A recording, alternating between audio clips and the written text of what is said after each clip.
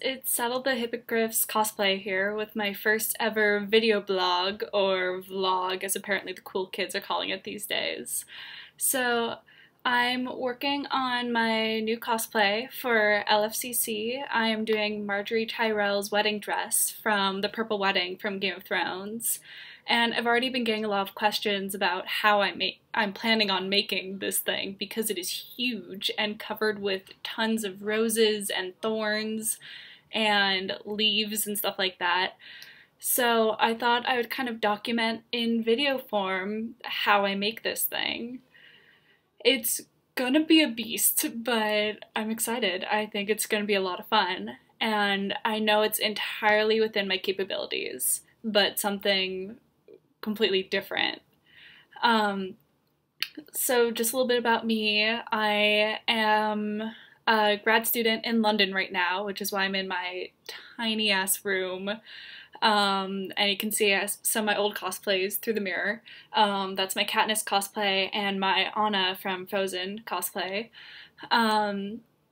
But the problem with being in London is I don't have all my supplies. At home I have my serger, I have my sewing machine, I have my mother's sewing machine, I have my dress form. I stopped using patterns years ago because, let's be honest, I'm 6 feet tall and curvy. These patterns don't really work for me. So my parents bought me a dress form and I've been patterning out everything on that, just draping on the dress form, and I love it. I have felt no need to go to patterns ever since then. It's great. But since I'm here, I don't really have access to that.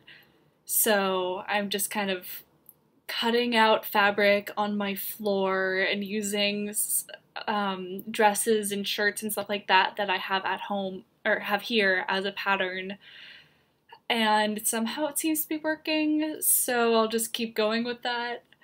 But yeah, so I have a sewing cafe that I go to. You pay £6 per hour, go for 6 hours, get the 7th hour free, which is great.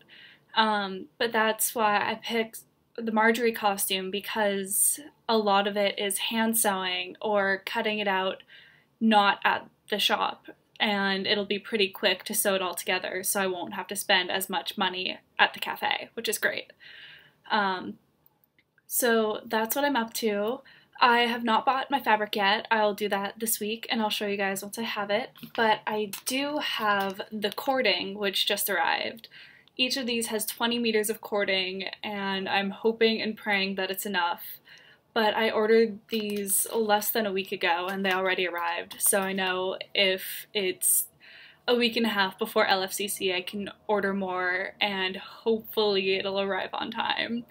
But yeah, I will keep buying supplies and working on it.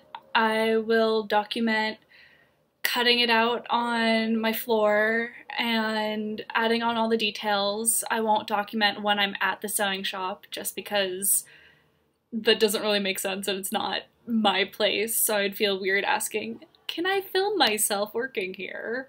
So yeah, that's not gonna happen, but hopefully I will be able to put this all together. We'll see if I can handle that technology, but hopefully. Yeah, I'll put this all together into one big video from start to finish, and I hope you guys enjoy, and I hope it inspires you to do other costumes as well. Feel free to ask me any questions. I hope to continue doing this with all my costumes in the future. Just a little preview, I hope to be doing the dancing girls from Captain America soon. After this though, this is my priority. But here we go, and I hope you enjoy. Bye. So now it's a few days later. I bought my fabric. I have this nice linen and cotton blend. I think it's 50-50. But what I like about it is with Margaery's costume you can either go for a very pale gray or kind of like a tannish cream color. And I just thought this went better against my skin tone, so that's what I picked.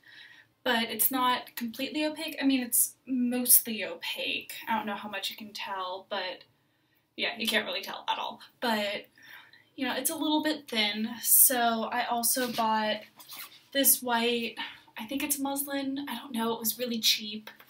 It seems to be cottony, and it's much sturdier, so it'll help keep the shape a lot better. So I'm putting that underneath the bodice, and I'll also make a little petticoat, just a very thin one, very simple, just to add a little bit of body, really just to make it opaque so that if, I don't know, if I'm wearing black underwear, I don't need to worry about everyone being able to see my ass, because let's be real, that does not sound like fun. But anyways, so I have my fabric, and I already cut out the top half. So what I did, since I don't have a dress form, as I mentioned earlier, is I took clothing out of my closet where I like the shapes. So for example, I picked this shirt because I like the V-neck, and then I also grabbed this dress because I like the cutout in the back. So what I did is I followed the shape. I fold in the little cap sleeves, and I followed the shape. Followed the shape, and then I made this a little bit more dramatic. So it cuts off like right about here, whereas this cuts like back here. And then with the front, I took this shirt, folded it in half, just so you make each side is cut evenly. And I cut out newspaper. Newspaper is great for making yourself a pattern, because, I mean, in London, at every tube station, they have the Evening Standard for free every night. So whenever I know I'm about to sew, 2 or 3 nights in a row, I will grab newspaper, and I have more than enough for the rest of the summer, including all the crazy painting stuff I'll be doing later in this video. Maybe. We'll see.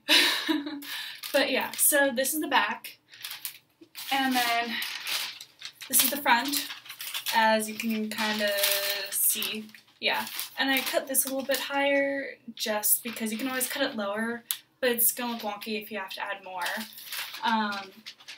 And then also what I did is, because this is stretchy material and that is not, I made the bottom half a little bit bigger, so later I will add in a dart just to make it more form-fitting.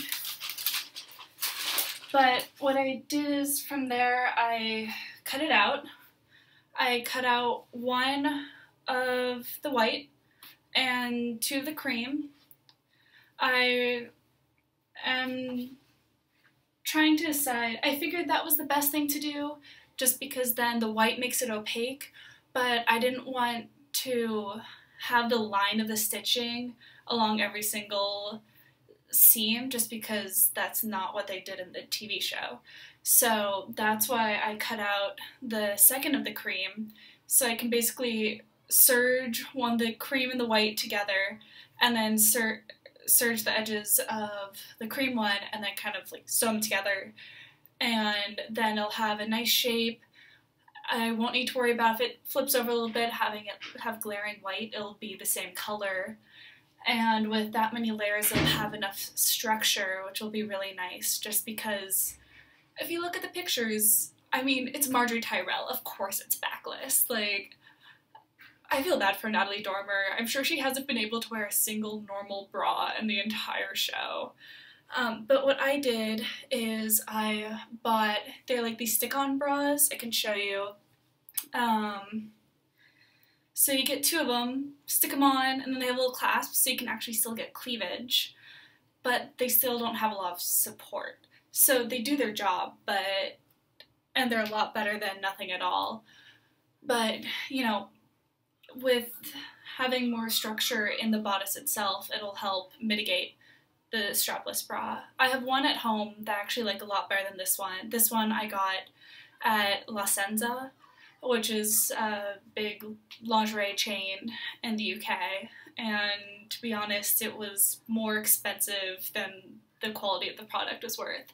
But the one I have back in the US, which I didn't bring with me when I moved here, is from Macy's, and I bought that thing like 2 or 3 years ago, and it's still perfect.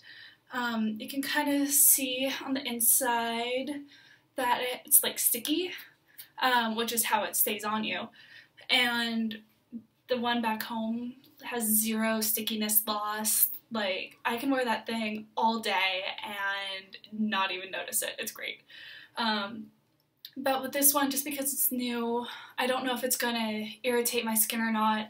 I wore it for 2 hours earlier today and was fine, but probably at another point I'll try to wear it for a larger amount of time, like 6 hours, just to make sure it doesn't irritate my skin, because the worst thing is when you're in cosplay and then your skin's getting irritated by some product. Like, no one wants to deal with that. Already your feet are in pain from whatever shoes you're wearing, your back is in pain from standing up straight posing for pictures, you're dehydrated, you're hungry, you're exhausted. You also don't need skin irritation to add to that. But I think that'll work out really well. So yeah, that's where I'm at. I'm purposely only gonna sew the bodice first, so that if I mess up, I'll know I have enough extra fabric to recut it out however I need to, because basically whatever fabric I have left over is going to the big skirt with the long train, and the more extra fabric I have, the longer the train is going to be. So I have this much left. It's a lot. I basically asked for whatever was left on the roll, and they gave me 4.5 meters. I keep saying yards because I'm American, but it's meters. 4.5 meters. I don't remember how much I got of the white. I think it might have been 3 or 2, just because it was so cheap, especially compared to the linen. I mean, the linen, I think it was 10 or 12 pounds a yard, and the white stuff was maybe like 2 pounds a meter, 2 pounds a meter. So I was like, yeah, sure, give me more, sounds great.